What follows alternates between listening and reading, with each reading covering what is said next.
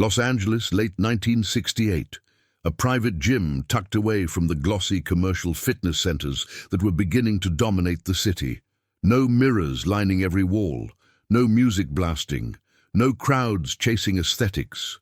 This was a place for people who trained seriously. Fighters, athletes, men who believed strength was earned through discipline, not display. The air was heavy with iron and sweat, the dull thud of weights hitting rubber mats echoing between concrete walls. In the far corner, Bruce Lee trained alone, as he often did. No entourage, no audience, just methodical work, short bursts on the heavy bag, footwork drills, shadowboxing with precise, economical movements that looked almost restrained to anyone who didn't understand what they were seeing. Bruce was already well known by then, though not yet the global icon he would soon become. To some, he was a rising martial artist with radical ideas. To others, he was still just a small-framed actor who talked too much about philosophy. At 5'7" and barely over 135 pounds, he didn't look like what most people associated with physical dominance. His body was lean, compact, almost deceptively light. Every movement was quiet. No wasted tension, no visible strain. He trained like someone conserving energy, not chasing exhaustion.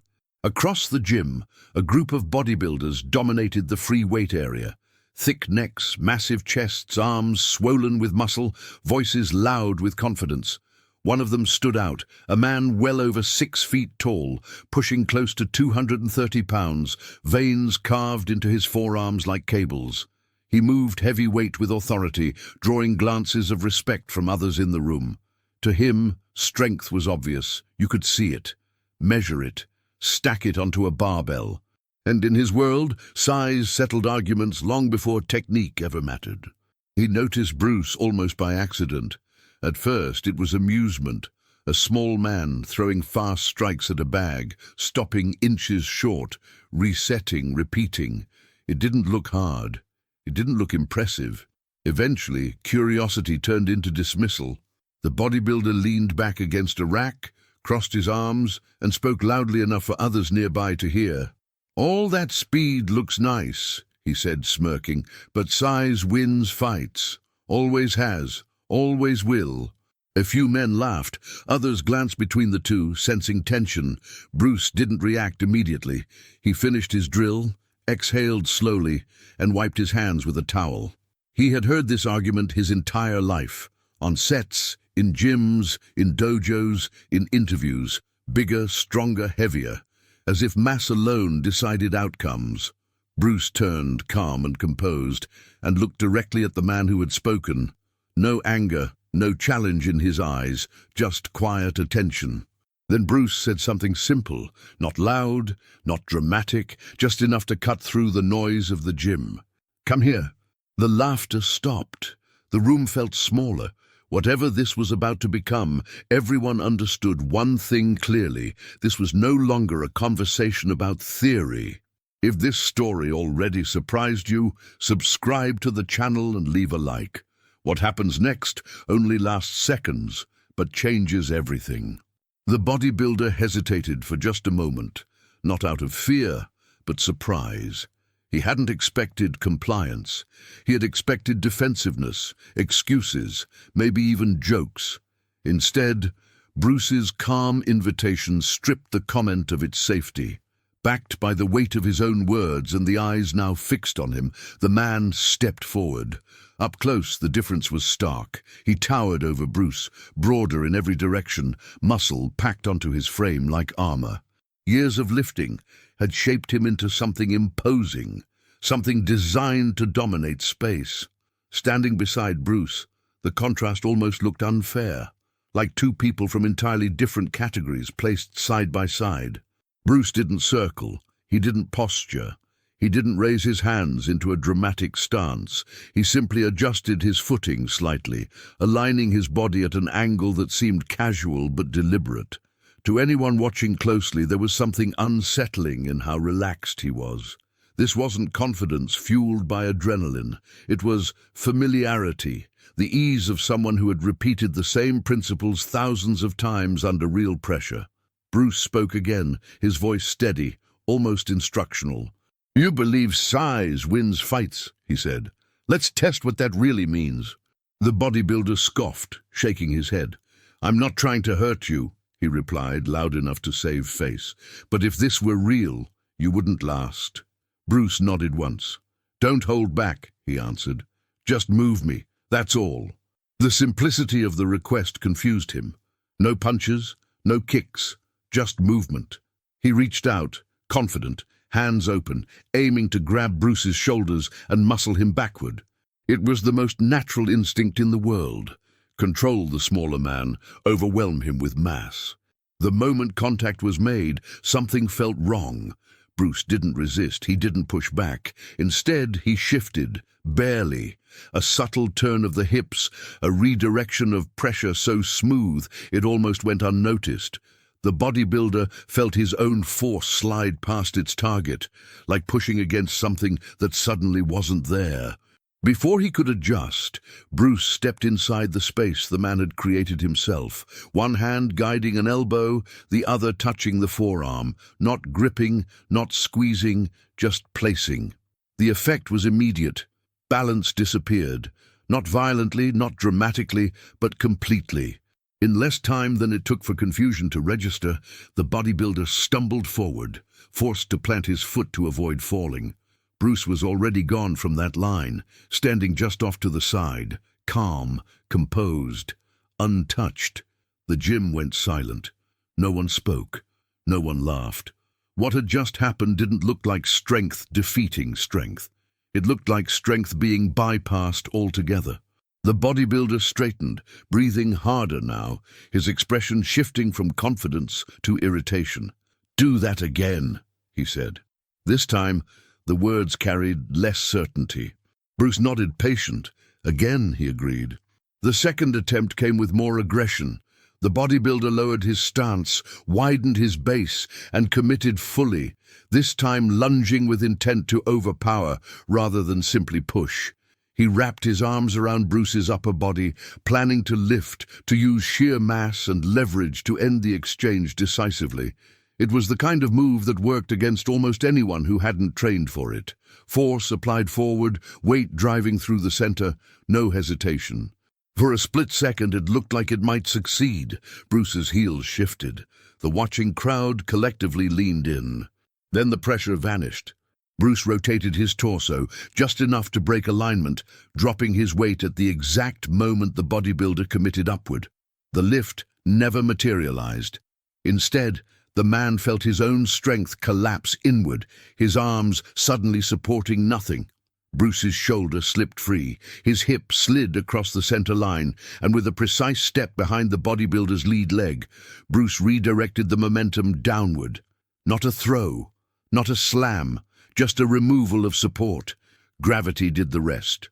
The bodybuilder hit the mat on one knee, his hands instinctively reaching out to catch himself, stunned by how quickly the exchange had unraveled.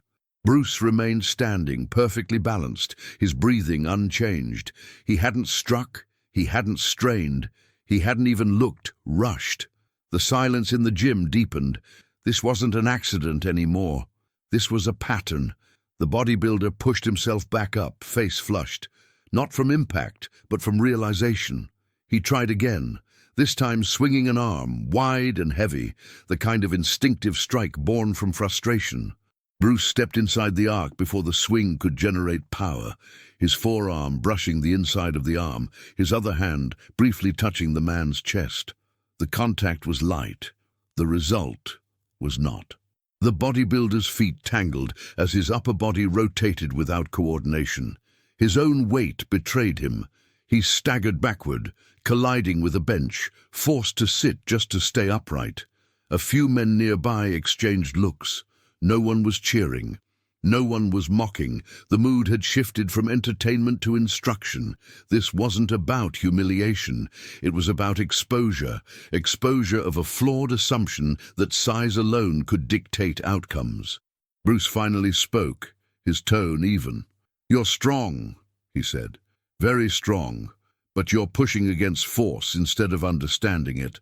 The bodybuilder stared at him, chest rising and falling, nodding slowly, not in agreement yet, but in acknowledgement that something fundamental had just been challenged. The idea that muscle could be neutralized so easily unsettled him more than a loss ever could. Bruce took a step back, giving space, not pressing the moment. He didn't need to. The demonstration had already done the work. Around them, the gym felt different now, quieter, more attentive. Strength had just been redefined in front of everyone who mattered. The bodybuilder remained seated for a long moment, elbows resting on his knees, staring at the floor, as if the concrete might offer an explanation. He had been pushed, redirected, unbalanced, yet not once had he felt overpowered in the way he understood power. There was no crushing grip, no explosive shove, no raw force meeting force. What unsettled him most was how little effort Bruce seemed to use. The exchanges replayed in his mind, each one ending the same way.